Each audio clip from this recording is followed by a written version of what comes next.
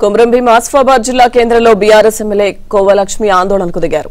Protocol పాటించడం లేదని కాంగ్రెస్ నేతలకు అధికారులు వత్తాసు పలుకుతున్నారని కలెక్టరేట్లో ధర్నా చేపట్టారు. ఎమ్మెల్యేతో పాటు పార్టీ నేతలు నల్ల బ్యాడ్జీలు ధరించి నిరసన తెలిపారు. అధికారిక కార్యక్రమాలను కాంగ్రెస్ పార్టీ కార్యక్రమాలుగా నిర్వహిస్తున్నారని ఆమె మండిపడ్డారు. ఈ విషయంలో అధికారులు కాంగ్రెస్ నేతల తీరు మారకుంటే తీవ్ర పరిణామాలు తప్పవని హెచ్చరించారు.